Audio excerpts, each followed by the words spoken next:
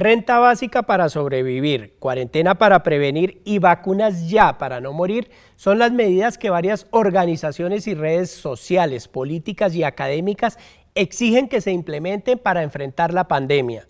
Y para hablar de este tema hemos invitado al médico y docente universitario Víctor de Currea Lugo. Víctor, muy buenas noches y gracias por acompañarnos en este espacio en la noche de hoy. Gracias por la invitación y dispuesto a que hablemos y aprendamos. Víctor, empecemos por hacer un balance del manejo que el gobierno nacional le ha dado a la pandemia. Podemos decir que ha sido realmente vergonzoso, que no hay una política de planeación, que no se ha priorizado el conocimiento médico, que se ha buscado favorecer las grandes superficies, que se ha abierto el país para días sin IVA, que se ha sido oscuro en los contratos firmados con las farmacéuticas, que no se ha tenido una política adecuada de mirar otras vacunas como la vacuna rusa, que se ha descuidado la protección al personal de salud, que se ha aumentado la carga laboral, que las UCI privadas siguen sin ser tocadas como deberían ser tocadas por parte de lo público,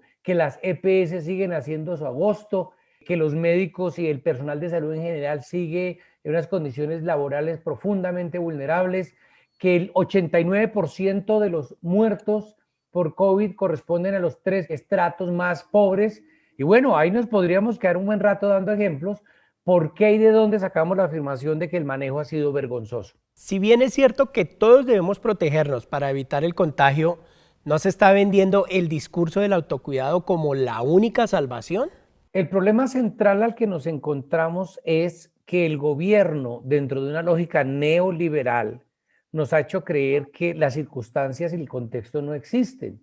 Ese modelo de pensamiento, que es profundamente neoliberal, se aplica ahora a la pandemia. Entonces, si usted se contagia, es porque usted fue irresponsable, porque no se puso el tapabocas, porque no se quedó en la casa. Fíjense que tanto en el modelo neoliberal como en el manejo de la pandemia, desaparece por arte de magia el contexto social. Voy a dar un ejemplo que creo que ilustra lo que quiero decir. En Colombia hay 2 millones de personas que no tienen acceso al agua potable, pero decimos que el problema fundamental es que no se bañan las manos. Entonces, ¿cómo bañarse las manos si no tienen agua potable? Pero además, devolvámonos a la historia. No tienen agua potable en parte porque el señor Carrasquilla, actual ministro de Hacienda, con la idea de los bonos del agua, dejó sin acueductos a muchos pueblos en Colombia. Entonces, fíjense cómo todo se encadena. Sacar al ser humano de su contexto y colocarlo como un elemento aislado es parte del discurso neoliberal. Según los datos del DANE, los estratos socioeconómicos 1 y 2 concentran el 67.6% de las defunciones relacionadas con COVID-19 en el país. ¿Por qué son los pobres los que más mueren por este virus? Colombia es un país profundamente inequitativo. Siempre hemos estado entre los 5 o 10 primeros países más desiguales del mundo si comparamos el 10% más rico con el 10% más pobre. Esa diferencia tan grande no apareció con la pandemia, es parte de nuestra estructura desigual, inequitativa, injusta, de concentración de riqueza. Y pues claro, cuando llegamos a una pandemia, hay personas que tienen la nevera llena y pueden aguantar meses y hay personas que viven al día a día. Esas personas que viven al día a día, especialmente de los estratos 1 y 2, tienen que salir a buscarse la papa, como decimos coloquialmente, y ese salir a buscarse la papa implica asomarse a un mundo que no tiene posibilidades laborales adecuadas y que en medio de la informalidad laboral terminan por contagiarse. Y el gobierno no ha querido entender la propuesta de renta básica. Por tanto, desafortunadamente, seguirán los pobres poniendo los muertos. Bueno, Víctor, y ahora sí hablemos de la propuesta que más de 230 organizaciones y 600 personalidades le han hecho al gobierno nacional para enfrentar la pandemia. Renta básica para sobrevivir, cuarentena para prevenir y vacunas ya para no morir. ¿En qué consiste?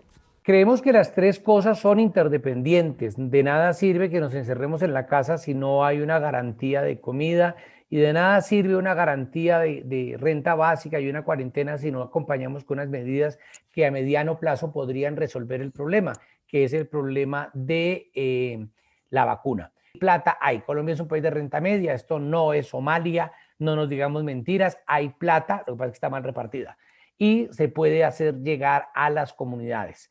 a la gente más vulnerable, que son los que ponen los muertos y los que ponen los contagios. Tenemos que guardarnos en la casa. La indisciplina social, por supuesto, que contribuye. No podemos ser tampoco ingenuos frente a esto.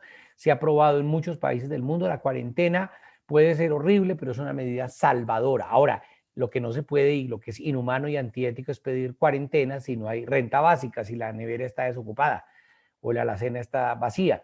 Y vacuna ya. Eso implica un ejercicio de transparencia en los contratos, de acceso universal, de acceso equitativo. ¿Cómo entender que a pesar del pésimo manejo que las EPS le han dado a la pandemia, el gobierno nacional les encargó la vacunación? Las EPS han dañado la salud, se han enriquecido. Bueno, y entonces resulta que el gobierno sale y lo primero que dice es darle la plata a las EPS y no a los hospitales para la bioseguridad del personal de salud. Lo que encontramos es que hay casi alrededor de 200 trabajadores de la salud muertos, miles contaminados por la COVID, sin protección adecuada. Y luego el gobierno sale a decir que le va a entregar a las EPS este modelo excluyente, sesgado, que se prioriza en las zonas urbanas, que no tiene una cobertura adecuada en las zonas rurales, que ha demostrado su ineptitud durante 11 meses. Entonces ahora le van a entregar dándole por adelantado el 50% de los costos de la vacunación, es decir, hay una gran cantidad de recursos económicos de por medio. Es un negocio y ese negocio demuestra claramente, lo repito, el talante del gobierno y a favor de quien gobierna. Víctor, finalmente, ¿qué opina de la insistencia del gobierno nacional de regresar a clases presenciales bajo el modelo de alternancia? Esto no es Finlandia. Cuando uno no tiene salones de 15 estudiantes, aquí hay salones de 50 y 60 estudiantes. Dos, aquí nadie se ha vacunado. No hay condiciones sanitarias en muchos de los colegios o escuelas donde no hay los servicios de aseo y sanitarios básicos. Entonces, hasta que no se resuelvan esas cosas estructurales, no es un problema de que el niño tenga la voluntad es que se quitó el tapabocas. No, es que uno en un salón encerrado con 50 personas, el riesgo es alto y es real. Por tanto, me parece una irresponsabilidad del gobierno querer abrir las clases presenciales y eso hay que mirarlo con mucha seriedad. ¿Por qué? Porque los niños, primero, se mueren, se contagian y se mueren también. Segundo, porque contagian a los abuelos y a los padres. Y tercero, porque esos errores por el afán comercial de abrir los colegios y toda la economía que se mueve alrededor de ellos, se mide en vidas humanas. Víctor de Currea Lugo, muchas gracias por habernos acompañado la noche de hoy. Muchas gracias y recordemos que en manos del magisterio está una alta responsabilidad que es educar para la crítica, para la autocrítica y para la verdad.